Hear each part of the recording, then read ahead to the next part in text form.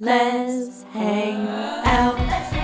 And let's talk about what Lez is about. And let's listen to two lesbians shout. Lez Hang Out. Hey everyone, welcome back to Lez Hang Out, the podcast that's giving you one last chance. One last chance, Ellie. It's now or never. To what? To listen to the show? We're giving an ultimatum. You better listen to the show. What the ultimatum is, fill in the blanks for yourself. You must get married to one of us on this call by the end. It's your last chance, okay? Chances are out. From the West Coast, I'm Lee Holmes Foster. And from the East Coast, I'm Ellie Brigida. To those who've been with us through this whole journey, thank you as always for listening. If you're a new listener, welcome. We're excited to have you here. Here's what's happening this week. This week in the Lesdom. This week in the Lesdom is somewhere that we can touch base every episode about things going on with the podcast or otherwise.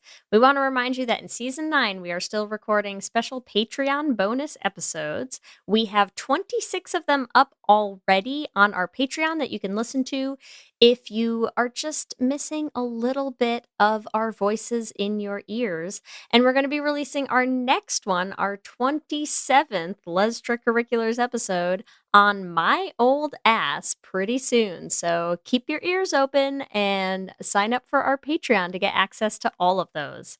We also want to remind you there are still some spots open if you want to join us in France next year, March 25th to 31st of 2026. We are going to be doing a whole week in Paris, in Bordeaux, going wine tasting, going to the Moulin Rouge. We have all sorts of fun stuff we want to do. You can sign up at bit.ly/LesDoFrance if you'd like to join us. In the Greater Les universe, first, I need everyone to know that there is a bar in London. It is called Booter's Butch Bar, already A+, and they recently held their first performative butch contest. And yes, this means this bar was absolutely jam-packed with lesbians being their very butchest.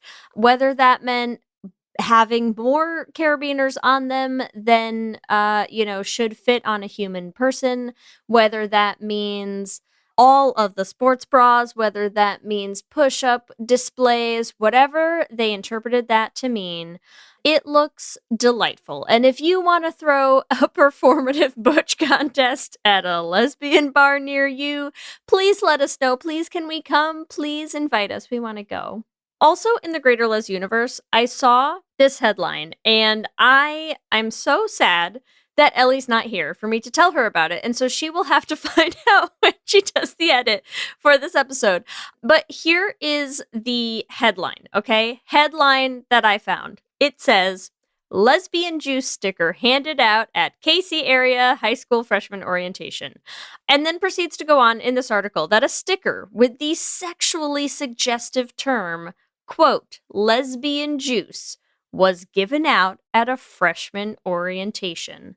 Okay, and I want you to hear the words of this very, very concerned mom who said, quote, it's a sexual innuendo. It's like bodily fluids. It has to do with like the vagina. That's what it says to me. Okay, very concerned mom. I would like you all to know that this sticker is a sticker of a can, right? Like a soda can. And it has the lesbian flag soda on this can. It says the words lesbian juice, and then it has a whole bunch of lemons.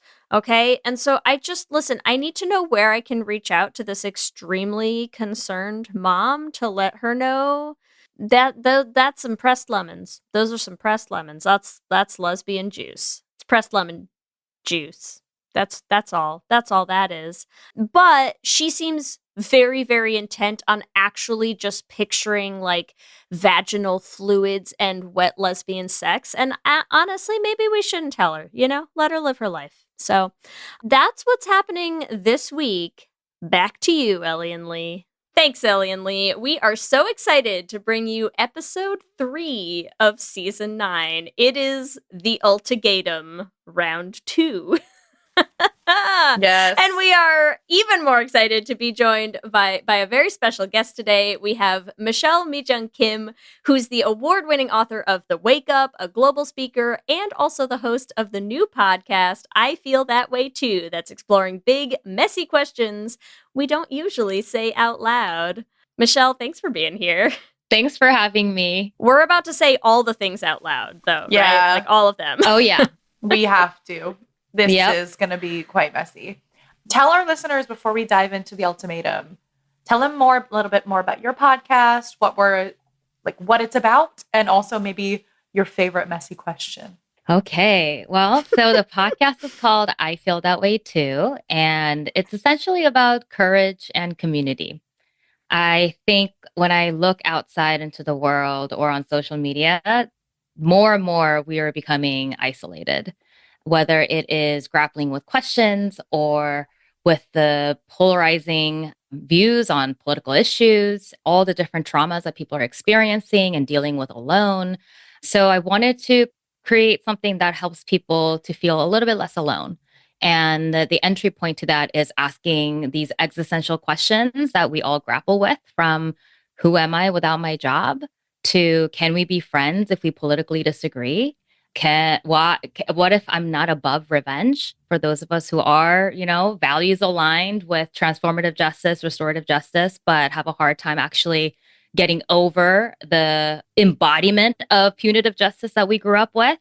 Right. So there's a lot of different topics that we grapple with that I wanted to put out there so that people know that they're not alone in thinking about these issues. And sometimes just being able to know that you're not the only one asking these questions helps you to feel a little bit better about where you are. So that's the goal of the podcast. I also love that because I feel like so many people these days, like anyone who has any sort of a platform, anything where like you're some sort of a presence. I feel like everyone sort of knows this idea of being like, but don't get canceled. Mhm. I love the idea of making a podcast where it's just like your risk to reward ratio is so high Yep. in that, and I just props to you. That's awesome. Thank you. Thank you. No, I mean, there have been many times where my producers and my team was like, are you sure you want to talk about this in this way? just hovering over the like delete button with a clip Right. selected, just being like, you positive? No, it's right. It's right here. It's no trouble. I could just cut it. Exactly. And I think that's exactly why I wanted to do it the way that we did it, because what's there for me to lose? I had already lost so much going into the podcast because of my advocacy for Palestine that what I wanted to create, I wanted to be as honest as possible.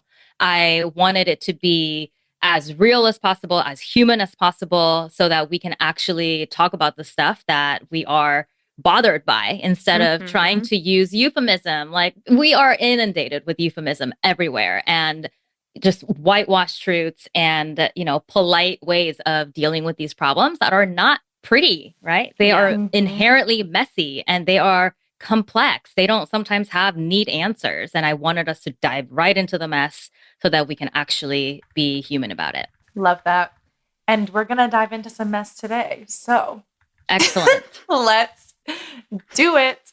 So I'm curious, because when we reached out to have you on the podcast, this was like, okay, this is something you really want to talk about. So like, what about the ultimatum? You're like, oh my God, please, let's talk about it. Well, there are layers to this, right?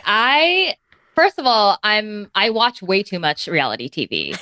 And I never get to talk about it on any public platforms, right? Because people see me as an award-winning author or social justice activist. And sometimes I just want to chat shit about reality I'm TV sorry, shows. who doesn't want award-winning authors' thoughts on reality television? Hello, let's right? go. You know what I think the problem is? I feel like most of the time the award-winning authors will be like, oh, I don't watch reality shows. And you're like, come on, get down in the muck with us. Exactly. Like just don't swim lie. around down here. It's great. Tell us what you're really thinking.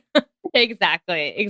So that really excited me, the opportunity to be able to actually just talk about something fun and lighthearted, but also serious, right? Like in many ways, it mirrors our reality. I think a lot of the cast members are so brave in being able to display publicly their inner thoughts and grapplings and the conflicts with their partners in the most intimate ways on TV. So I think there's just a lot of complexity that we can dive into. So that's exciting. And also the fact that now we get to have a very prominent mainstream queer TV show starring queer people, that also is worth celebrating and being able to talk about. So yeah, I mean, what's not to like? Yes. So you watched season 1, I'm assuming. What are your takes on, all right, we can all talk about this. What was your experience with both seasons? Okay, well, I think all I can remember from season 1 is how much I loved Mal. Yep. And just also how messy it got. Coming into the show, I thought, because I had seen the, straight version of Ultimatum prior to the queer love coming out. And I just remember saying to my friends and my partner, I don't know how messy this is going to be. Like, I don't know that this is going to be that fun because it's going to be so just mature and emotionally. Oh, really? That's what you thought, huh? That's what I thought. I love that thought process so much. Because you were like, queer people are more evolved, right? Yeah. Like, queer right. women. Come on. Yeah, they're going to be so emotionally mature and wise, and they're going to be so nice and wonderful to each other. They're going to be journaling their feelings to each other. They're going to be each other's amazing. therapists. I really did not expect it to get that messy. And I realized, damn, we got a lot of healing to do. It's almost like queer people have trauma as well. And who would have thought? Aren't always dealing with it in the best and healthiest ways that you'd want them to. It's weird, Well, I also feel like we talked about this last season because we did an entire episode on the first season as well. I also do feel as though there is a sterilization of the queer community because we fought so hard to have rights and we're just like you, but also we're better than you. We have you know what I mean? We have to be a certain thing that's so perfect. Love is love, and you see the most beautiful versions of queer love around. That's right. Yeah. Right. And so the queer ultimatum, I feel is as much as it's so messy and it's shit, it's an interesting step forward. We're just like you. Yes, we are shit too. Yes, we have some serious shit to work through, right? Very true. And I feel as though giving queer people an opportunity to be messy is positive representation. It's funny, but it is a step forward in that you're turning queer characters. I love how I always say characters when we're talking about reality shows. I'm you are people. Queer people on TV into full, complete human beings, not just the gold star, sanitized best friend whose only purpose is to be the perfect representation of a queer person. Yeah, absolutely. I 100% agree with that. But you know what I think is great too is my experience going into season 1, because I had not watched, I don't have time for straight reality dating shows. Come on now. So I had not watched any of it. I had no idea going into season 1, naive, just, we'll see what this is. So messy, so fast, right? And so going into the second that they started teasing that season 2 was happening, I was so excited because I was just I am gonna be so deep in these people's garbage lives. We are gonna all trauma bond as a community around the mess that they are willingly about to bring to us. And it's like getting a gift. It's like Christmas morning for the queer community. I think that's why it's so fun that you said they're brave. I'm they are so brave and kind to us, even though they're putting themselves through so much shit. Listen, so we as can much be as entertained. as much as I'm about to drag these people's names through the mud, bless you all. Bless you all for we love you all. Thank you for your what you have service. brought to my life. Because if I wasn't allowed to just hate you with my whole chest, what that'd be devoid of something in my life, what a loss that would be for me. But you signed up for this, so I don't have to feel bad about this, any of what I'm about to say. I don't feel bad anymore. We did the whole season 1 run around. I'm nope, I'm over it, man. Here's what I think is funny, and I feel like we should talk about too. Like you're talking about the season 1 versus season 2. Season 1 was interesting because we'd never seen what was going to happen. Yeah. Season 2, I agree with you, Libra. I'm like, you saw the ultimate. You all watched it. Yes. Oh yeah. You know. knew exactly what you were getting into, There's no excuses. and you agreed to it. And I feel like that gives. I have an interesting relationship with 1 versus 2 because I feel like it leaves something to be desired in season 2. It's more performative, you think? Because they knew some of them were very good at going in and knowing what to expect, and they acted too good. Do you know what I mean? Okay. Yeah. Brittany and AJ. Let's dive in. Brittany and AJ clearly went on the show to promote Brittany's business. They talked prior to the show. This is my speculation. They clearly spoke to each other before the show, and they were like, well, we need some drama. So AJ, you're going to go in and be a player, quote unquote, right? And then we're going to literally talk to each other constantly during the trial marriage, right? Like, Ellie, do you not think that Vitalux is an integral part of their relationship and that they don't need to work through everything that Vitalux is doing to their lives? Vitalux, because I think Vitalux is important. Vitalux. And I don't know what you're talking about here because I think that's a little disingenuous to believe that Vitalux is not important. Also, this episode is sponsored by Vitalux. Hit us up. But I'm just saying, like, and I don't know, I respect them for it because I'm like, you went on the show not to fuck up your relationship. So, like, props to you. And Brittany was not mad enough at AJ for the way AJ acted. So it had to have been pre-planned. That's my That's your conspiracy theory. Yeah, I don't know. What do you think about Brittany and AJ? That was my thought on them. Yeah, no, they were interesting. Well, at first, I thought AJ was for sure going to be the villain of the show. And it was so easy, right? To see. They threw it right on a plate. And then I realized AJ is just being AJ. AJ is, I think, deeply craving love. I think AJ wants to be seen. I think AJ feels perhaps a little bit insecure because of Brittany's success and her girl bossness. I really enjoyed their conversation at the barbecue place. Was that the barbecue place? Yes. Right? And that was the first time where I felt I actually understood AJ and where they were coming from.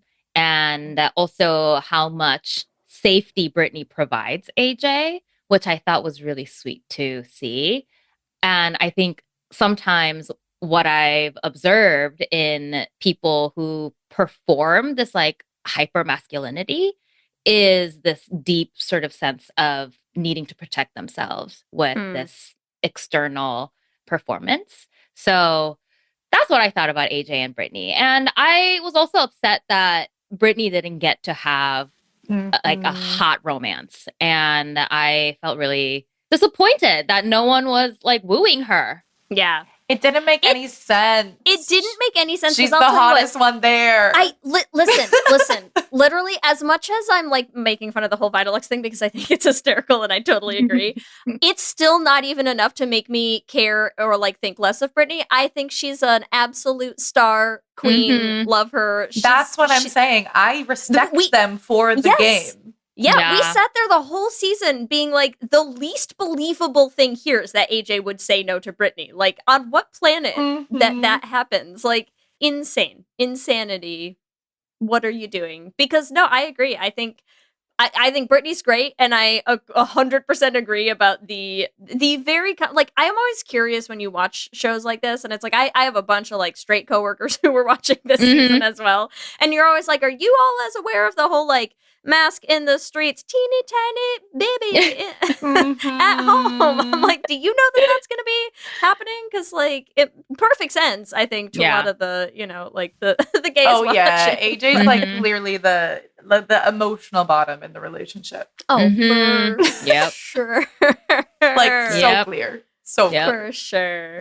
But yeah, I couldn't believe that Brittany was not just the fact that Brittany was not chosen at that dinner. I was like, I know. What the heck? I know. I was really upset. Exactly. I was really upset about that. And I mean, there's a lot of discourse happening now about like, was that misogynoir? Were people being like anti-Black about this? And like the conversations around race and desire. And I'm just like, this sucks. Like, I feel like they should not begin the trial of marriage until everybody has found their partner. I feel like they should keep entering in more people till they find somebody that they want to do the trial of marriage with, so everybody can have actual like experiences that are genuinely, I don't know, like challenging for their sort of ways of testing their relationship. It's not, it just doesn't seem fair that one couple would have like a friendship experience and another couple is literally like hooking up every night. Yes. But that's why I'm saying I think Brittany was okay with that because they went on the show agreeing, we're not hooking up with anyone else. You're my person. I don't need that.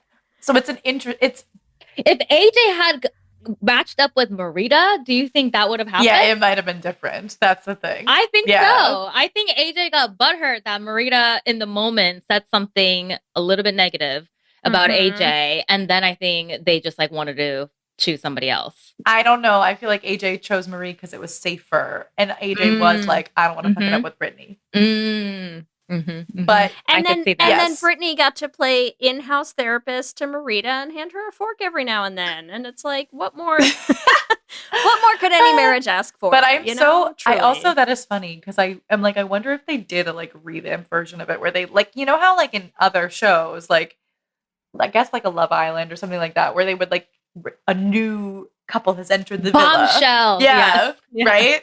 That's actually so interesting. Because, it does suck. I mean, this happened first season as well.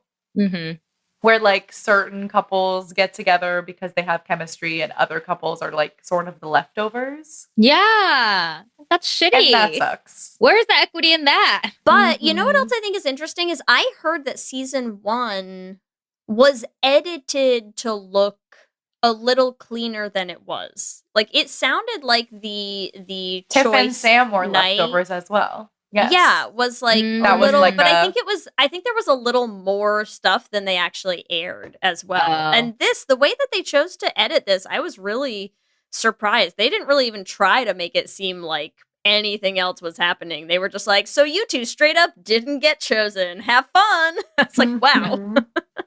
That is weird as a choice for like how to pitch that. Yeah. It was awkward to watch. Yeah. Well, because I feel like there must have been no other way to do it. I don't even think Marita and Brittany had ever like spoken to each other. You can't really be like, and then I guess there were some feelings here too. They're like, we have no footage of them together. Plan B. We're fucked.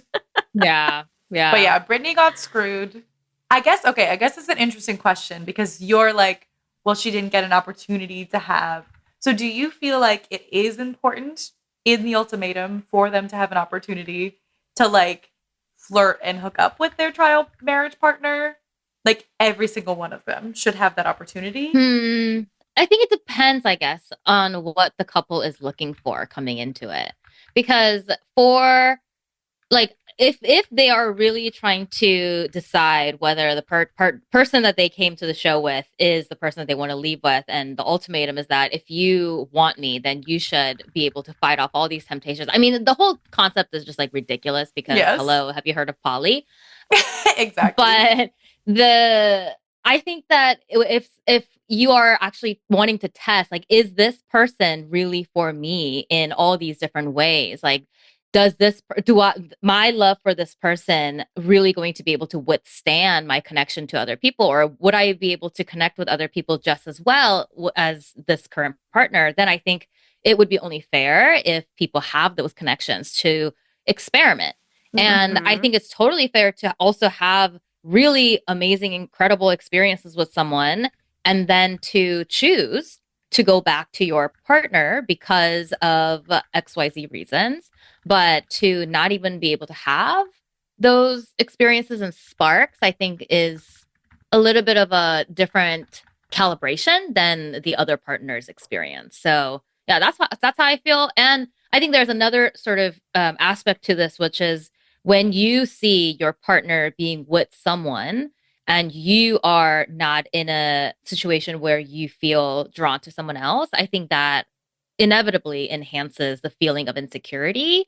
So there's just like so many aspects of this where depending on how you are coupled up, the way that your emotions get triggered will differ.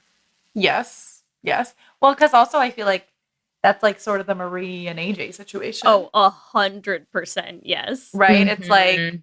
Marie was totally like excited to have some sort of like flirtatious kind of situation. And when it turned into not that, she was upset. And then it was like, okay, well, Mel gets to do that and I don't. Yeah. It's interesting too. I feel like we could talk about the poly stuff for a minute because I feel like especially in season 1 and also in season 2, Yes. it's like poly is so prevalent in the queer community Yeah. that it makes zero sense Yeah. that they don't even like mention it.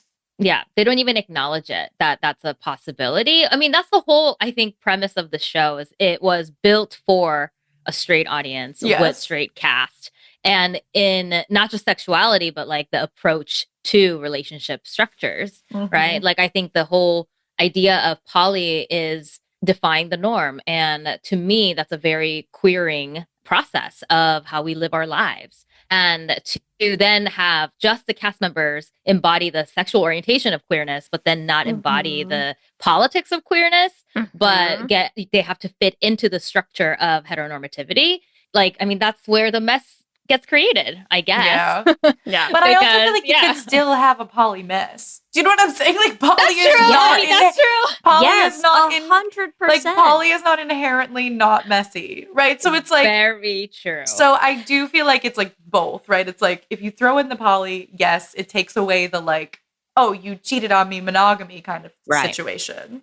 Yeah. But there still is feelings of jealousy of like your partner course. maybe choosing somebody else instead of you in a moment or, you know, like But this is where I think like it's so interesting to me as a queer person. It's so interesting to watch the contrast between Haley and Pilar and Dana and Megan, right? mhm. Because it's like I thought I saw someone in like a comment on something that was talking about how they're like, yeah, you know, well, but there's like straight gay people and like queer gay people. Mhm. And like that was their example is like, yeah, well, like Dana and Megan are like straight gay people. Like they're being straight gays. Like you're gays who are sort of like play acting, like exactly what you said, like this heteronormative model of like what relationships have to look like. Yeah. And I think like what was so interesting to me was to watch the whole Haley and Pilar fallout as they come back in their trial marriage. And you're watching them like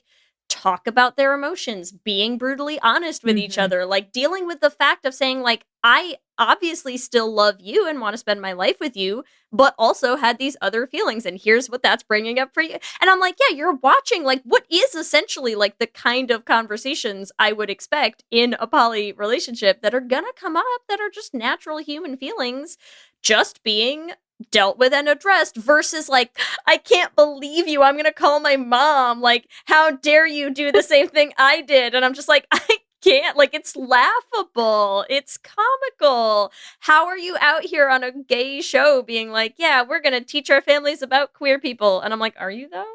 Yeah. Mhm. Like this? Not like this. I mean, come on. I feel as though both of those couples discussed boundaries prior to going on the show, but one did it healthily and one didn't.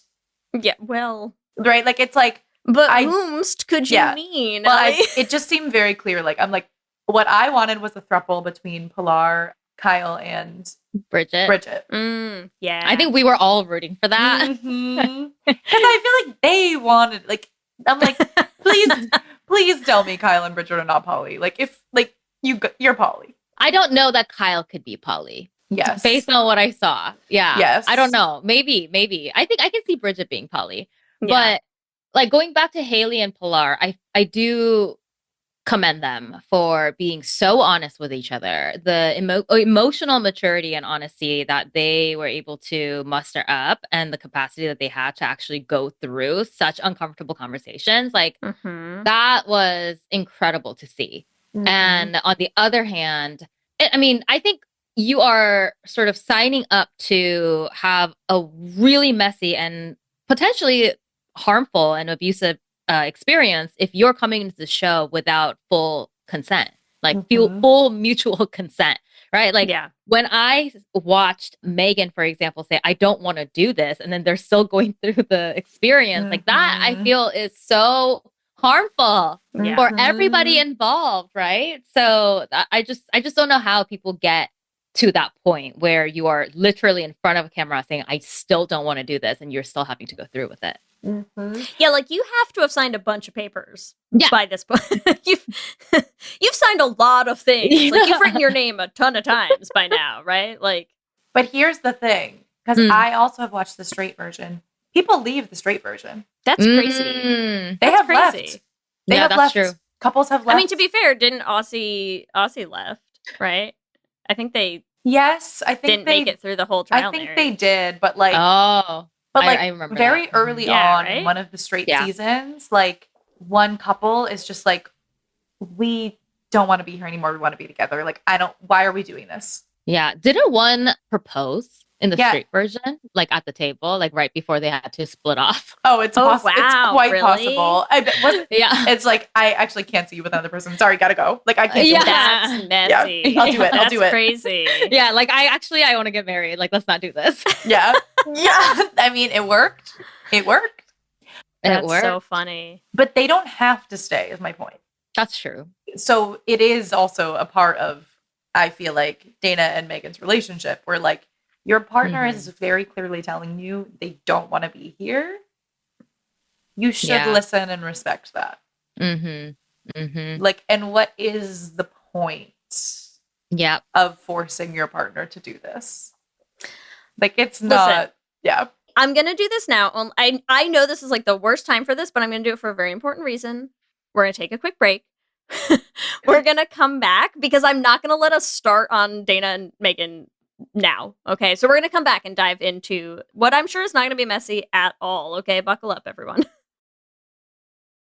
Okay. Yes. So, Michelle, what are your thoughts on the Dana and Megan? I mean, I feel like it's hard to talk about all of them without each other, right? It's like Dana, Yeah. Megan, Mel Marie, Haley Pilar. Haley, yeah, all of it. These 6 people. Quick, this is the award-winning author Oh my opportunity God, no you've been pressure. waiting for. Don't get canceled, okay? Here we go. I feel I just, the through line of all my work is that we all need to heal. Mhm, We all have sure, so sure. much healing to do. And I think you're right that so many of these couples actually embody heteronormative tendencies of relating to one another. And the Dana and Megan relationship is one of those examples that I felt really icky watching. Mm-hmm. You know, and I hate describing people as being, manipulative or toxic or abusive without also Oh my God, I don't. Say it louder. But you can contextualize. Yes, please. Because I don't know where she comes from and I don't know her life, right? I don't know how things were edited, but just based on what I watched, it feels really sad to see how much influence and power Dana has over Megan and how Megan's sort of insecurities around her identity and her desire to be accepted by her family and the fear of rejection and disconnection, all of that seems to kind of go out the door with Dana. Like when I saw that they were only together for a year and a half and Dana was demanding Megan choose between their family and Dana, like that was probably the first biggest red flag for me. And I think that kind of power dynamics kept showing up throughout the entire season. Mm-hmm. Yes. You know what I think is crazy about Dana to me? I know we went through a whole journey after season 1. Everyone did. I have never more in my life felt like I owe Vanessa an apology. Because remember when we thought Vanessa was a villain? Yes. Y'all? Like, remember that? And I'm like, I know, I've seen all the things where they're like, the editing's doing a lot of work, and I get it, it's fine. We all know shows are like that. Like, I know we're never getting the full story. No, man. No, I'm sorry. It's gross. It's gross. I'm like, I'm happy to get on the bandwagon of like, yeah, sure. Like you were an easy editing villain to create a narrative around, and that's fine. And I'm all behind that and all that stuff. It's still fun to like, it's fun to have the villain of the season. But like, no, that is some toxic, gross stuff that we watched happen. And I'm And like, I feel like there's editing and there's like, we very specifically watched what happened. there's editing, Yeah. and then there's like words that are still coming out of your mouth. You know, I'm like, it doesn't matter what order you put them in. Like those you're still saying, you're still doing that. Mhm. Like there's no way to edit. You can't Yes. edit that into reality. It's Yes. crazy. Well, and I feel like it's like, okay, crazy. I would like to talk about the like family piece of it, because I also feel like same thing. It's like there are so many queer people who cannot be out to their family. And so like Yeah. I feel like that was like a relatable story for them to tell. Yeah. And then I feel like it was quite harmful because it was like, if you can't be out to your family, like your partner shouldn't be forcing you to be out to your family. Like, Or be on national television. right? Like put you on national falling television. in love with someone else. Yeah. Yeah. But it's like, I think both things can be true. Like, I do have friends who have like been with people who cannot be out to their family, and like they chose to end that relationship because it Mhm. was not helpful to them. Mhm. Mhm. That's a valid choice. Yeah. But don't push them into doing it. Yeah. Like, Mhm. there was like an empathy. Like, I feel like there's that scene where Megan is like crying, being like, I've never felt so seen. And that Yeah. hurt so bad because you were Yeah. like, that's real emotion, because Dana Mhm. doesn't listen to you. Mhm. And I feel like she puts it as like, I want you to be brave. And it's like, Mhm. there's so much more complex dynamics below that like Megan Mhm. feels like her not coming out to her family is like her being like a bad Mhm. person or like weak. And it's like, no, sometimes it's okay to choose to not be out. Like, Mhm. if you value your relationship with your family, like it's complicated, but like Yeah. it doesn't make you weak or not brave because your family is difficult and doesn't understand your sexuality. Absolutely. Yeah. Or unsure. That like Yeah. hit so hard. Yeah. The thing is, I feel like we sort of talked a little bit about these kinds of things with season 1, and I feel like season 2 really brought up a lot more of this, for me at least, which is, as much as I'm like, I love my trashy reality shows, queer people deserve this, and that's great. I'm like, also, there's a point where I'm like, is this bad for the community? Like, Mhm. and the thing that I feel specifically in this season that I'm like, it concerns me in some ways to put this out there without any real discussion of like actual serious shit going on, where I'm like, I'm sorry, but putting an extremely toxic, narcissistic, manipulative, unhealthy relationship up on screens as being like, and then they get engaged, here's how happy they are. And I'm like, that's actually dangerous to do for queer couples, like younger gays in relationships. I'm like, that's a dangerous thing to put up there and not have anybody really talking about how abusive that relationship is in a real way. And I know we dealt with some of that in season 1 of like, hey, you're like platforming abuse and that's a problem. But like, this was worse to me because I think at least the abuse in season 1 ended badly ultimately by the reunion. And this, they're like, we're still happy and in love. And I'm like, no, no, I don't want it. But the other one that I had a really hard time with this season is the amount of like not really getting to the bottom of like white people telling people of color how they should be handling that dynamic with their families. And I'm like, that's also like a really like dicey thing to just be tossing out there as like, and now we've given them an ultimatum. And I'm like, whoa, Mhm. whoa now. Like, could we take a tiny healthy step back? I just feel like the empathy was lacking, and that really Yeah, was that's- frustrating.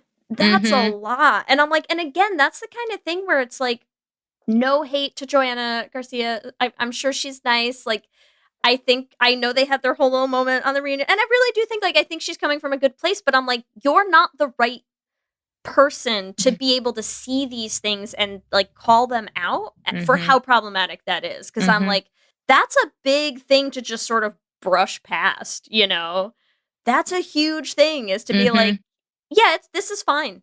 This is fine. You should really like, yeah, you should be proud of yourself and be brave. And I'm like, Yeah. No. ma'am. Yeah.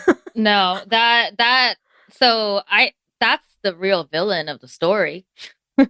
For me, it's Joanna. The real villain, as always, is white people. Yeah, God like, damn it. What the heck? Like, what are you doing? And also, is Dana white? Is she not? I don't know. I just assumed that Dana is Latina. Oh, that is a good question. But if she is white, then that's even more problematic, I guess. We don't Are you know. trying to Google? Yeah, literally somebody said, is Dana white? On Like, tell me so that I can pick a lane on how to criticize her. okay, she is white. Wow. No way. We're all having a moment right now, and it's gonna be fine. I mean, Wow. Haley definitely is. Yeah, Haley is. Yeah. Haley is, yeah. But yeah, I feel like people also were just saying like her family. We saw her family, and her family was white. That's why I was guessing, but I realized does I seem actually like she did just no aggressively research tans. going into this. So I mean, that was a fair guess. I just assumed. I don't know. That's Yes. tragic. Yeah. Yeah. That's problematic. Yeah. Mm-hmm. I mean, I think it's problematic regardless Sure. of her ethnicity, the way it was handled. But to me, it felt, I don't know. It always feels worse when I'm just like, be better, Mm-hmm. be better, white people. We can do better than this. It's also you like I don't know? know. I live with my roommates from Lebanon. Like I have quite a few like queer Middle Eastern people in my sphere, and I just feel like that particular intersection is ridiculously difficult. Mm. Like, and I feel like she was really excited to see the ultimatum because she was like, "This is my representation," and then it was like, "Oh fuck." Yeah. Yeah, And also, that yeah, was painful. Mm-hmm. Instead, you just got this like tiny, sad little like toxic prisoner Mhm, of Megan. Oh mhm. no. I felt so sad for her. I mean, especially like the first couple of days when she was like moping around, and she was really sad and she was hurt and she just missed Dana and Dana was flirting with everybody else. I just felt for her. And then I saw the way that they interact with one another. Oh, that Mhm. dynamic made so much more sense in the second trial marriage Yeah. portion of the show. Yeah, Yeah. because then you're watching it happen, right? Like you hadn't seen them interact with each other a ton until then, and then you see that and you're like, oh, yeah, Mhm. okay, the Mhm. leash has gone back on, and you have just gladly come back to heel. I see is what we're watching happen now, and that's why honestly to me, like, that's the hardest thing for me this season is I was like, Mhm. I feel like you should put a PSA up for like younger queers watching this to be like, if your relationship feels like this, like, get out, girl, Yeah. run. Yeah. Like it's not okay. Yeah. And I don't know that there was any like real apology from Dana, though I think I was waiting for it and it just wasn't there. It just never came. Mhm. No. No, And nor would there No. ever be. Haley had to apologize to Dana. so just the saddest little scene. My God. Haley's face 100% correct in that moment. Yeah. But here's 100% here's the correct. thing though. I would like to also not take Megan off the hook because Oh no. obviously there's a power imbalance here. Mhm. But the thing that really got me was like, obviously, like we're watching the editing and we're like, oh, we're rooting for Megan to escape her toxic dynamic, right? But like, they both did the same thing to each other, right? Mhm. And the boundary, I believe, was super clear because Megan said to Dana before they went into the trial marriage, if you do anything physical, I won't be able to come back from this. And then went into her own trial marriage and had a ridiculous amount of sex. The Mhm. scene where Haley goes, I can't count anymore is burned in my head. She's like, how much? She's like, you think I counted? What was it? 2 Yeah. weeks? How many weeks are they in a trial marriage? 3 weeks. 3 weeks. 3 weeks, and you can't count? I mean, we know, like, 3 weeks and with at least a week of Megan moping around. So like they were busy those last 2 yeah, weeks. I'm like, man. I understand, like, queer relationships, yes, it is a thing. But it's just like 14 days and it was more than 14 times? Like, Yeah. When the the fact answer that she to that said she question couldn't is like, count what is would it serve crazy. for me to answer? You're like, the answer's not good. The answer is You don't want yeah, that answer. yeah. Yeah. I mean, the kicker for me was when they got the matching tattoo. Mm-hmm. I was like, what are you doing? You've known each other for 3 weeks. Mm-hmm. And then to then find out that Dana had promised Megan that they were going to get a matching tattoo. Oh my gosh, the betrayal. Okay, listen. Sorry again to Joanna. I'm so sorry for this. Shout out. I wish I had saved the name. Shout out to whoever did this on TikTok, because the fact that they did that whole reunion and Joanna not once even brought up someone made the most epic smash cut of the scene where Dana's like, well, I didn't remember that we said that, Megan. Like, I didn't remember that we promised to get tattoos. And then they immediately smash cut to them at the tattoo parlor with her saying on camera, yeah, Megan and I are like, Megan's going to be so mad because we're supposed to get tattoos together, but I don't care. Mm-hmm. And I'm like, Joanna, it's right here. It's right here. Like, surely they played you some dailies. Like, you've seen the footage, right? Like, come, there's no way. Get messy. Yeah. No, Get messy. You're the wrong person for this job. I'm glad you love gay people. Love that for you. Please get a messy gay in here to host this. This needs so to be... many messy. Okay, who would you want to host the Queer Ultimatum? I'd have to think about that one. I feel like people keep hard. pitching Mal, and I think that'd be so funny. Oh, yeah. That would be hysterical. Yeah. Bring Mal That back. would be hysterical. Because I feel like Who then would you pick? they can so be like, I've been here, so I completely understand. Yeah. Alternate pitch, Renee Rapp. Renee Rapp would be a good messy gay. Oh, she would be very messy. Yes. Yeah, Like, she 100%. would not let that shit slide. I'm sorry. Yeah. Oh, yeah. I mean, all the figures that I'm thinking about are like therapy-esque. Yeah. Because I'm Which like, is y'all also need to, helpful. be exposed to people who can like hold you and you hold your pain, right? Like I was thinking Alok would be really cool. Kai Chang Tom would be really cool. You know, some like really loving trans people who can like really see all the dynamics. God, get a queen, please. Yeah. Could we get like a drag queen host? That would be I feel like a drag queen host might make it worse. I'm like, yes. Think of the ratings, Ellie. the ratings would be great. Think of the ratings. I also feel like you could do a lot with, like, you could go in the complete opposite direction and get like Tig Notaro, who I think would just be like, this is all too much. Walk out. Too much is happening. Or like right Lena Waithe. Like I feel like we need like a comedian. Yes. Oh my gosh, she'd be so good. Yes. Yeah, that would be really good. Yes. So funny. But I feel so bad because, like, I don't think Joanna's a bad person. I don't think it's she's also coming not from a her bad fault place. that the production not team her should fault. not have hired her. The Yes, production exactly team correct. fucked it. And now But if she was a real ally, she I would feel say like she would've no. asked the questions Yes. like, should I actually be doing this? You know, am I qualified to actually relate to these experiences that I have no lived experience for? Listen, No. if her stories about her husband aren't related Oh my to God. the queer experiences, then what is, Michelle? What is, I ask you, okay? That was crazy. She's like, yeah, I had an amazing relationship with my parents for like their whole life. Oh my God. And they were super supportive of me. And like now they're dead. And you're like, that's so like, what the fuck? It's not the same. Not at all. And like, yeah, it was just so weird. I felt like she just felt uncomfortable. Like, I think she was trying really hard to be nice.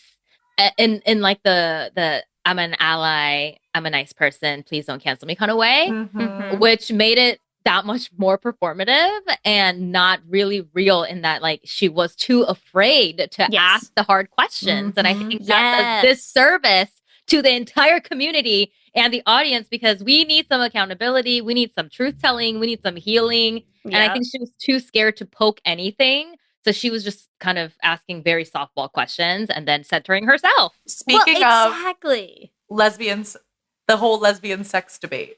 Oh my God. Yes. But at least they rolled the tape on that. This is what I'm saying, Ellie. It's like what you were saying earlier about sanitizing queer relationships and things like that. That's this. Because I'm sorry, but that's 100% a host who is like, I can't ask what you mean by like that what didn't count as sex. Yeah, like, yeah, exactly. And I'm like, girls, say it. Say all the things. Say it. Say like, put a finger down if. Please.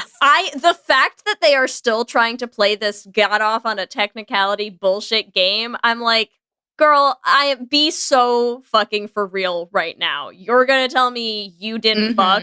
You're gonna look us all in our fucking gay faces and tell us you didn't fuck. Yes. Right. It's I mean, we correct. And she's heard like, the well, I really most- yes, yeah. She's like, I really only consider it sex if like if your mouth is in one specific angle and the sun is at this meridian and the sky. Like, no, get the fuck out of here. Like, y'all fucked. Y'all fucked on camera. You almost fucked in your own living room for us all to watch. Like, who are you kidding? Jesus. Absolutely unreal. And again, a host needs to call that shit out. Yeah. That's crazy. Yep. Like we asked for somebody other than crazy. Vanessa and Nick, and we got Joanna. Yes. There's no, that's not what we meant. It's not what we were asking for. She's so sweet. She's too nice for it. She's too nice Way for too it. nice. She's not messy and gay enough, and she's clearly afraid of getting canceled. Like, because she She's just wants so to be scared. like, I just want everyone to see how great queer people are. And I'm like, no, some of us suck, and you need to point to them. Yes, loudly. They're sitting and right readily. next to you. They're sitting right there. I point them do- out. I know. I feel like Dana got off so easy at Oh the my reunion. God. Yeah, I think she got, and I think something about the apology that she made. I think she rehearsed it. I think she was waiting for Marie to come out and go at her full force, and then I think she was like, "Yep, I knew that was going to happen, so I'm going to apologize right off the bat. So then there's no more conversation." Yeah. Mhm. Oh, 1,000%. Well, and her whole thing where she's like, respect our privacy. You are on reality TV. What privacy? You signed whipped them away out, your girl. rights. You whipped them out. Oh, when she was don't. tits out. Yes, you don't get. I'm sorry. I It's can't. done. Mel It's just gone. I'm also like, okay, so let's say you didn't have sex. So Mel just like was following her to the bedroom, like, give me those titties, and then was like, never mind. No, I just want to admire them from afar and be like, wow, let me those just look at great. them. Those are good Good job, job. girl. I'm gonna go make dinner. Bye. That giddy little fucking run took me out. Oh my God, I Took know. me out. Well, let's talk about Mel. What are your thoughts on Mel? So here's the thing that I don't understand is how quickly people are to promise some type of future with one another and then act as if that conversation didn't even exist. Mhm. So that happened with Dana, that happened with Megan and Haley. That happened, so often that I was like, well, but then like the feelings that y'all had for each other was so big. And then I just felt really bad for Marie. And I think that Mel was actually ready to leave Marie fully if Dana had said, yeah, let's Yes. do it. But I think Yes. Dana was not about that. I think Dana maybe always knew that she was going to go to Megan, but she wanted to have a good time, perhaps. I don't know. I'm just making assumptions now. But I do think that from what I saw, Mel was fully ready to jump on this new relationship with Dana. And it unsettled me that Mel went back to Marie as if that kind of feeling wasn't happening with Dana. Mhm. Like that felt dishonest to me. I feel like that's the thing, like the Mel and Marie of it all. Like Dana was toxic and still whatever, but like Mel was just like really like digging, like lying. Lying, yeah. Like the conversation between the two of them in the car was like so like I was like, oh, we know you're lying face. I was like, it happened immediately. And I was like, okay, that's Yeah. the face you make when you lie. Like Mhm. it was so drastic. And I also just feel like the ring pop proposal Ugh. was just like so cringe. It was so bad. It was really bad. It's really, really bad. It was also just giving like, this is fake. Just kidding. It's not fake. I have a real ring, but like it's still fake. It just felt really disrespectful and insulting to Marie the entire time. And the fact that Marie kept falling for her lies. And I think deep down, I think she just really wanted to make it work. There was way too much writing on their relationship from the food truck. Exactly. The food Every truck. time they brought the food truck, I was like, let me see this food truck. I want to know what you're serving. think there was a lot writing on it, and Marie, I just think it was too much for her to actually confront the truth. So she chose delusion, which is really painful to watch. It was so hard to watch her like talk herself into being with Mel. There was that whole conversation they had about kids. That was so like, Marie had always said she wanted kids, and she's like, never mind, no, like, Yeah. if you don't want kids, like, I don't want kids. And it's like, just trying to be like, no, it's my choice. And you're like, it doesn't feel like your choice though. It's all, yes, it doesn't feel like your choice. And that's why I feel like you could do a really interesting, I'm like, I want to teach a class to be like, gather around young queers and let's learn. Let's do it. About queer relationship dynamics from this queer particular relationship show. dynamics and like what you could learn from watching these shows if you're actually sort of getting the right stuff from it, and what we should be learning as pitfalls. And like, that's a huge one. It's like, look at what it looks like to try so hard to hold on to something that is completely one-sided and non-existent, and to throw away everything you want for the sake of someone who's like barely even making an effort. Look at it right here, right on your left, you'll see. Exhibit A. Yeah. Exhibit A, it's right there. And I'm like, it's so gross to watch it happen, but at least they did us the service of breaking up before the reunion. Like, Jesus. The fact that we still had to watch Dana and Megan sit on that couch together, like, I just wanted to hurl. But yeah, I'm like, no, this is what it should look like. Yes, of course that didn't last. Of course it didn't. That should come as a surprise to nobody. I think I was happy. Yeah. Go ahead. Oh, I was just going to say, I think that's the craziest part about the show is like, you're watching all of this and then they stay together. Yeah, it's wild. It's wild. Because listen, I know we could sit here for the next 3 hours. Yes. I could talk about this show endlessly. I do want to talk a little bit about Marita and Ashley too, because I think that's another really fascinating case study for for the young gays of our class, you know? Because I will say, as much as I'm not going to give Ashley credit for a whole lot in that season, I would give Ashley a ton of credit for being like, actually, maybe this isn't right. And I'm like, oh my God. Congrats. Bravo. 3 cheers for you. Please get out of here and go to therapy. But like, good for you. Good for you taking that ultimatum back. You are so wrong for each other, and we should all see why. Yeah. They were so not going to work out. And I think this is like the sad thing about young queers who have not yet had the opportunity to meet a lot of different people who they can fall in love with.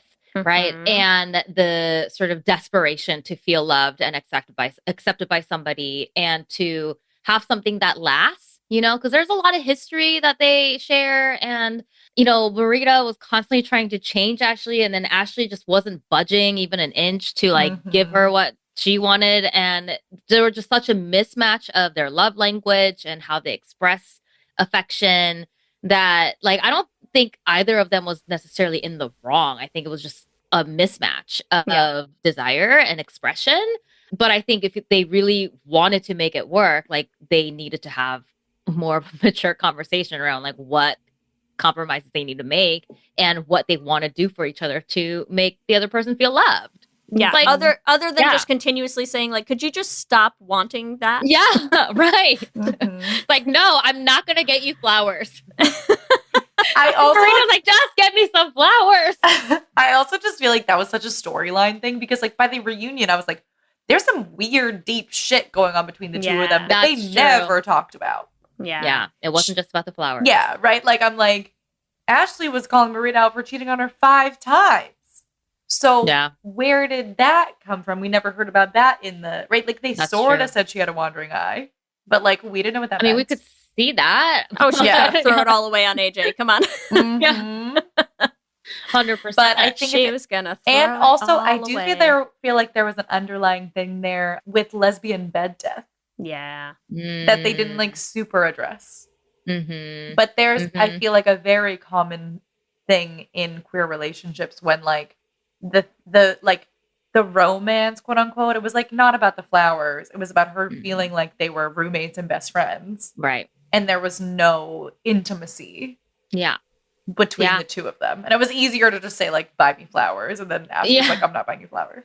Right. Yeah. But it was like a super, they clearly just don't have physical intimacy with each other. Yeah. But they're also just so clearly looking for different things. Yes, which is why they're not physically into. Like, I feel like they have a major disconnect. Yeah. Therefore, they're not like being together in a way that feels romantic. It's like, okay, you're arguing about the symptom.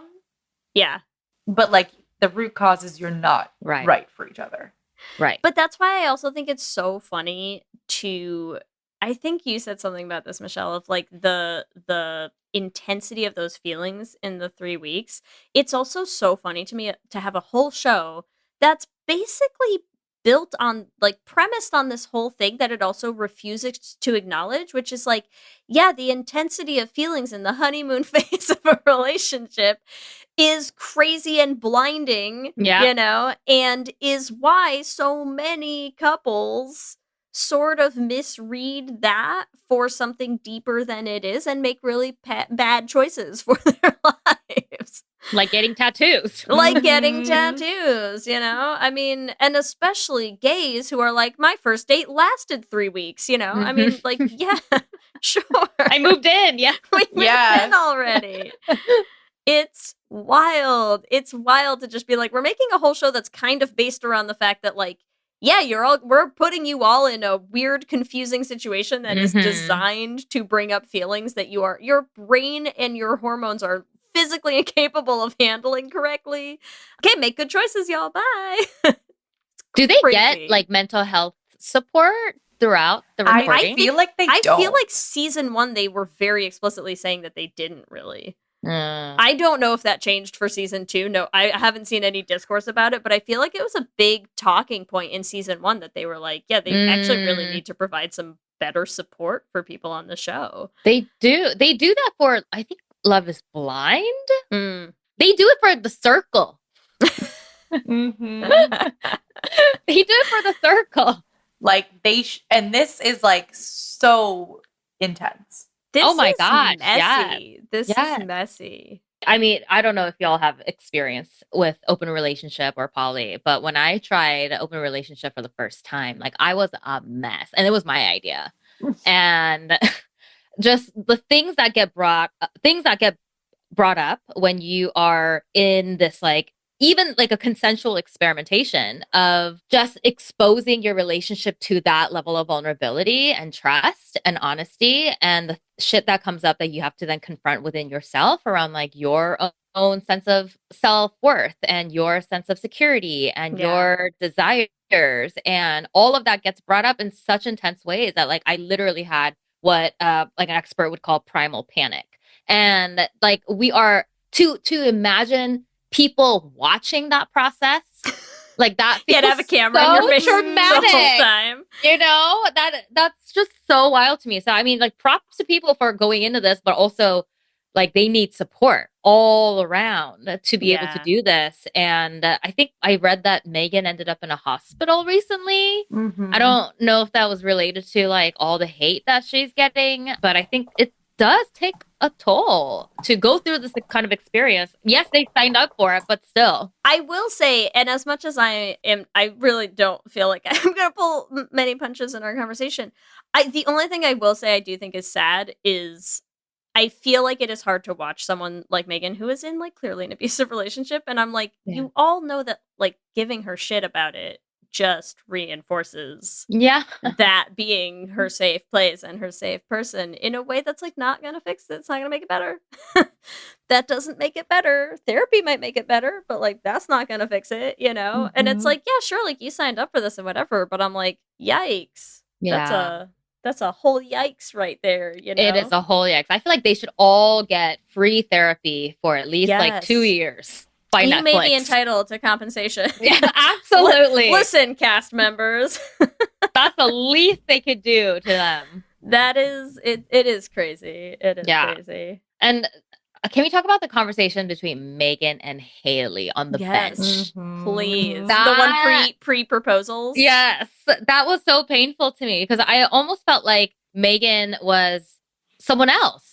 Like, and she had to be someone else to, and I think I would have felt so hurt, even if it was like, I would rather fight and argue and not have this person that I had this intense experience with act as though they are a complete different person now. Yeah. And it was so clear that she was like doing whatever she can to make Dana happy and to like quote unquote take accountability for what she did.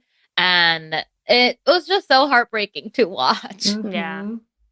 It also Yeah. just was like so like I feel like it's interesting too, like what you were talking about, Lee, where you're like the intensity of the 3 weeks, and then I actually feel like it was like as like painful as it was to watch. I think it was also positive to watch because in a weird way, because you're like you don't know this person. Like she's like, oh, I feel like I don't know you. It's like she actually doesn't know her. And that's correct. And so it also is like, I think, a good reminder that like they were together for 3 weeks. We as an audience thought we knew who Megan was. Yeah. Because it was who Megan was with Haley. Yeah. And then we're like, okay, well, this is who Megan is with Dana. And obviously there's a level of abuse there that we're like also watching to be like, okay, but anyone can see, I'm sure her friends can see, I'm sure her family can see that like Megan with Dana is not Megan. But it still is like an interesting thing to be like, okay, but we are sort of different people when we are in the honeymoon phase than when now Megan is like trying to be who she is with Dana. It was so jarring. Yeah. So I feel like we also went through that. And it was interesting too, where I feel like it was like Haley was like, I have it good. I love my partner. Goodbye. Like, okay, yeah, I dated someone else. It was really intense and that like confused me. And also I'm like, okay, yeah, I'm good. Like if this is what like going back into the dating world is gonna look like I'm good. Yeah. Nope. That's the correct conclusion to draw from that, Haley. Absolutely. Yeah. Absolutely. Go ahead. Do we have more thoughts on, because we talked a little very briefly about Bridget Kyle. We haven't really said too much. Do we have any lingering things we want to hit on? I mean, the conversation between Kyle and Pilar that about the consent piece, the kissing part, that was a little bit of a head scratcher for me. Like, yeah, what do you think happened? I feel like it's tough because I feel like it is like my first instinct is to be like, I believe someone who's like, I didn't want to do this thing. And also then like they had another conversation where Pilar was like, you like gaslit me into like making me feel like I like had pushed you to do something that you clearly wanted to do. I feel as though we need to see the footage from the bar. And there's so much that happened at this freaking bar that they won't show us. Yeah. Roll the tape. But I do think it is more complicated, right? Like it is more complicated where it is like, it's a complicating conversation around consent, but I do feel like Kyle and Pilar clearly had a flirtation. Like we saw them cuddling, we saw them do all this kind of stuff. And I think Kyle made out with Pilar and felt immediately guilty about it. And was like, what can I do to like save myself from the guilt? Yeah. Is the what felt like happened. And I think what I appreciate about some of the conversations that are happening around consent is like the difference between the logical, intellectual sort of said words around consent. Because the thing is, Kyle said, I don't want to do anything physical. I don't want to make out. And even if Kyle was flirting, I think that boundary could have been respected, right? And I think it should have been respected. And I think when the makeout happened, it sounded like Kyle didn't resist and Kyle enjoyed it. And that doesn't erase the fact that the boundary and the consent was ignored, you know? So I think those are some of the layers that people are trying to unpack, because I think it's important for us to have clear conversations about what consent actually means. I also feel like it's so complex. It's so complex in queer relationships. Like we talk about consent a lot from like a heterosexual box. And I feel like there is a feeling of like, oh, well, like the same way that like if like in a heterosexual situation, a woman violated a man's consent, you're less likely to believe the violation of consent. Mm-hmm. And so then when you have two queer people, Mm-hmm. it gets so murky. Yeah. But like you said, it doesn't mean that the consent was not violated. Mm-hmm. But I think like both, it was very interesting because I'm like, Pilar's dealing with her own internal, like, I violated someone's consent and I don't see myself as that because Right. of Yeah. the way that society puts us, right? Mm-hmm. So like her having to grapple with that and like what that Mhm. meant for her own like self-image Yeah. Mhm. was also like, it was very interesting. I also think it's a really good example of how to have because again, credit to Pilar, I think, in that whole situation. I think it's a great example of how you're navigating a discussion where it's like, I don't think Pilar wasn't trying to take responsibility for her own actions. Mhm.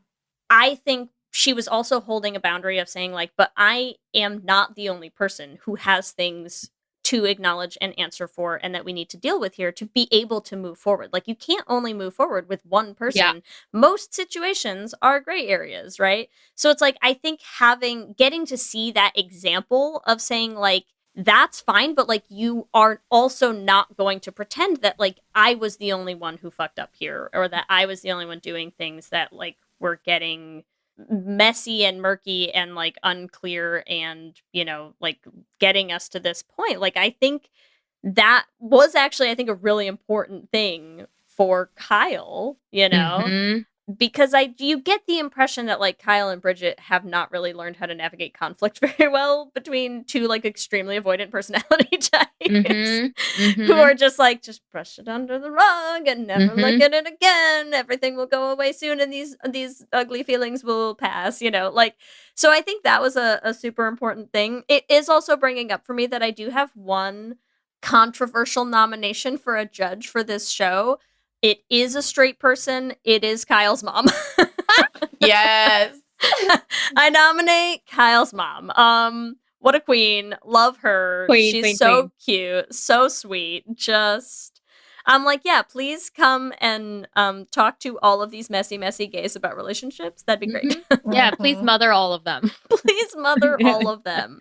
They need some mothering. They need a Yes. heavy-handed mothering. Is They what they really need. do. One another thing about that interaction for me was how often Kyle brought up the fact that like she was so grateful that they were able to maintain the relationship despite the conflict because that's never happened to her before. Yeah. And that was really sad and alarming to Yeah. hear, right? That Mhm. like if we have a fight or if I have a conflict with somebody, like they always leave or we cannot remain in relationship.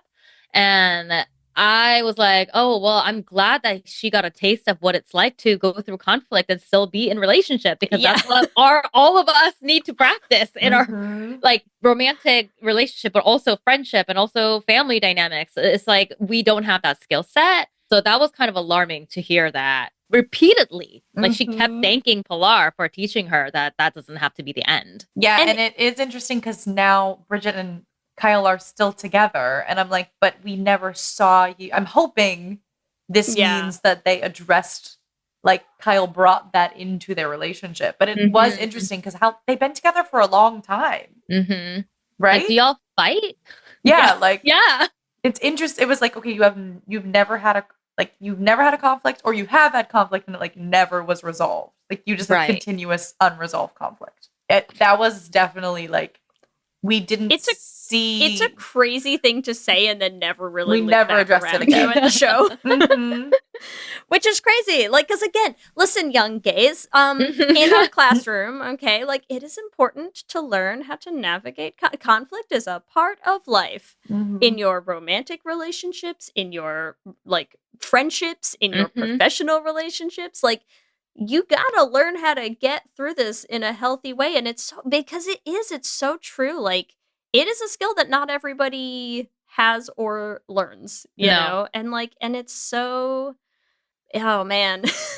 Yeah. It's so crazy to watch someone say that out loud and you're just like, slam on the brakes. Like we need to stop Yeah, and to say address this. never was like, okay, you are in a relationship. Yeah, it's You're in a very crazy. long-term relationship and you just said never. That's And crazy. that is wild. Ellie and I have been doing this podcast for 8 years together. Like, do you think we've never had to navigate conflict together? Like, Exactly. Jesus Christ. And it's like, and we say all the time, like, I mean, I don't know about you, Ellie. I'm like, I talk to like Kelsey and my friends and stuff all the time about how I'm like, one of the best things about working with Ellie is how easily and just we can have conflict, be upfront and like discuss things easily and like figure out a resolution and move past it. I'm like, that is a skill you can't have a relationship without that. No. Like, how would we be here 8 years later? Can you imagine? You can't. Yeah. Like crazy. And Crazy. yeah, it's not a skill that you take for granted because a lot of people don't have it, right? Like a lot of people have a hard time dealing with conflict. And I think when I look at the cast and some of the just like their own trauma response and survival strategies, I think a lot of it is rooted in the fear of being abandoned. A lot of it is rooted in the fear of being discarded and disconnected from their partners, from their families, and from themselves. And it's like, y'all, like this is kind of a really big thing that we all need to work through. And like, yes, young people, come gather around. Let's talk about come our babies. Come here. Let's have a lecture hall. But this is so important because especially as queer people, there are so many experiences of being discarded and being seen as less than, being seen as not worthy of fighting for. And for that to then show up in our everyday relationship with our partners, with our friends, and we don't have the skill set to be able to move through the discomfort and to feel like, no, we can yell at each other. And at the end of the day, like we have each other, right? Like I will always love you. I will always believe that you are deserving of dignity and respect. I think that is so sad that they couldn't like reaffirm that throughout their relationship. And for Kyle to then like just break down because it was so novel that the person who she had a conflict with stayed, that was heartbreaking. Yeah. Well, and also I feel like it says positive things about Haley and Pilar. Absolutely. Because I'm like, okay, they've been together for 10 years. Clearly they navigate conflict well together. As much as like we saw some painful conversations between the two of them, they navigated them well. Yeah. They navigated them great. Listen, you want the clear-cut example of like the difference between the couple that's made it 10 years and is clearly like gonna get married and whatever versus like the Mels and Marie of the world is the like, just tell me, did you like hook up with her? Like, no, versus like, yeah, listen, like I fell in love with her. Like it was physical, it was emotional, like there were feelings there. Like, I don't want to lie to you. I'm like, someone smash cut those two conversations together for me. Make that TikTok. Cause like, yep, that's a huge difference, you know? And like, and not doing it in a, like, I'm saying this to hurt you way, but just like, hey, we're never going to move forward if we don't put everything out there. Like, here's where we're at, you know, this is the status. These are the things we're going to have to deal with and find a way to work through. Like, here they all are. Yeah. I mean, that takes so much trust. Yeah. Right. That like, I can be honest, even though I know it's going to hurt you because I know you have the capacity to handle it. And we have to be able to acknowledge this really difficult truth if we are going to build on our relationship based on truth and honesty. And I mean, I think a lot of couples don't have that. Certainly not Mel and Marie. And the fact that like I was watching Mel sit with Dana right before the proposal, almost as if like Mel was ready to run away with Dana. Yeah, last ditch effort to get you to toss it in on Megan and run away with me. I mean, just gross stuff. And then to propose, like that was so wild to me. And the thing, I know people came at Marie for like how aggressively angry she was during that reunion, and like 100% like she was, but I'm like, you watch this season and you tell me that she is not 100% justified in watching this back and just feeling like the world's biggest idiot. Like, yeah, I'd be pissed, man. It was just like the misplaced anger because I feel like she was just like going off with the Brussels sprouts, and we're like, girl, your partner was horrific to you, no matter, like just in so many ways. In so many ways. But at the same time, you're watching a situation where like you just watched this whole season and you know that like Mel's hanging out with Dana and Megan now and all this shit. Like, yeah, you must just feel like, yeah. I'd go in there swinging too, man. Absolutely. Like, I'm happy She that was we're so actually mad. recording this because, like, this is like the Ultimatum was finished. What, like maybe a month or two ago, month and a half For ago? us right now recording Yeah. it. Yeah. I find it to be really interesting because, like, we watched it, we've seen the reunion, and we've seen the cast be messy as fuck on TikTok. Online. On, like, you know what I mean? It's now like, it all comes out. like, we have so much information. Like, in Boston, they had Mel and Marita come to Danny's queer bar. Like, also, like, the cast also just, like, continuously, like, going to events after to, like, talk about their experience. I'm like, I would hide. Yes. I would never show my face again if I was any of you. Like, I would just be like, all right, I'm out. But I would not be on the show in the first place. So that's my own thing. But Mel was at Danny's and was doing like a live watch. And wow. I'm like, I That's heard brave. I know. I feel like she has owned being a villain so much that it's actually unhinged and I'm scared. Mel, yeah. It's crazy. It's Listen- a weird vibe. Listening to her speak in person, Mm. there is like zero remorse. No. Mm. And that's scary. Mm.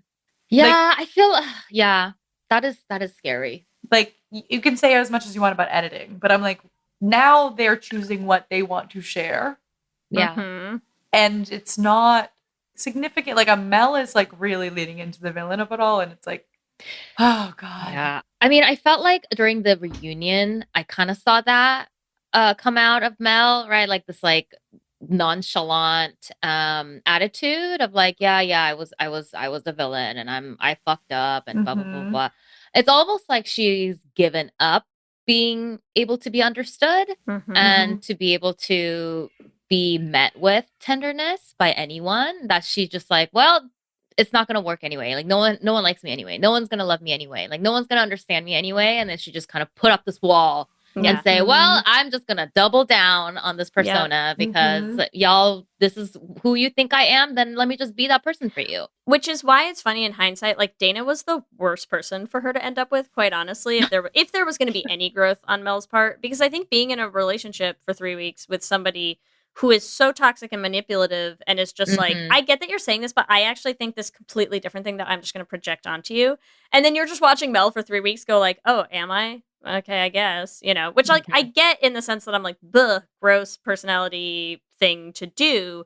But at the same time, I'm like, yeah, that's clearly become your defense mechanism is to just be Mhm. like, whatever you want to think about me. Yeah. Okay. And now you're now you're doing that with somebody who just physically cannot listen to a single thing anyone around them says. Wow, what a recipe for success. Yeah, Great. totally. Mhm. Oh, it's just a nightmare scenario all around. I think the important thing that we're learning right now is that the real next podcast season we should all be doing is the three of us hosting our master class for the young baby With the other gays. people, yes, baby gays. Every single episode is like a life please lesson hire based us on episodes of the teach Ultimatum. the baby Yeah. gays, and we're so ready. We're so happy to do it. You Oh know? yeah, exhibit 1, exhibit 2. Yeah. You know, compare and contrast. Ultimatum Can you spot the 101, difference? Yes. Ultimatum 201. Yes. Yes. Honestly, there's so Incredible. much psychologically to dig in. This was great. Are we ready for a Q&A then? Yeah. Unless there's any last pressing thing on your heart that you need to get out there, Michelle. I think we covered a lot of ground. I think we all need to heal, and I hope all the cast members heal. And Please all go to therapy. Yeah. yeah, Yes. please all go to therapy. Please find healthy communities to process all of this. Okay, now I'm so ready for our Q&A, Ellie. Q and gay. Question number 1. Who do you bring your messiest conversations to? A, your BFF. B, your partner. C, your mom. Or D, the whole world. Your mom? Who goes Some people do. Apparently Dana. Okay. Yeah, that's true. Wait, what was number 1? Your BFF. A Best BFF. friends. Yeah, my friends, for sure. And I think the option, like, there should be another option for therapist. Yes. Oh, yeah. Great choice. Okay, question 2. Which season did you think was messier, season 1 or season 2? Season 2. A lot of mess. Mm-hmm. A Like lot of season mess. And a one gave lot of us- lying. Yeah. Mhm. Yeah, Season one I feel like gave us, season like, 1 tiny- didn't have that much lying. Which is a wild choice with so many cameras around.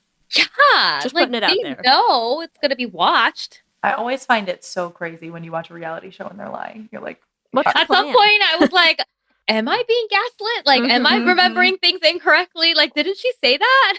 yes, they gaslit us all. Yeah. Question number 3. Which would you rather try? A, Vitalux, or B, the food truck? The food truck, hands down. Yeah. We're all gonna have a date at the food truck. It's gonna be great. Yes. You could find it pretty easily. Mel's like trying to market that shit on TikTok left Of and right. course. So someone let us No know if the food truck's any good, way. okay? Okay, question 4. If you went on the ultimatum, what agreement would you have with your partner? Out of A, anything goes. B, above the belt only. C, anything physical is cheating. Or D, no feelings allowed at all. I mean, if I'm going on the ultimatums, anything goes.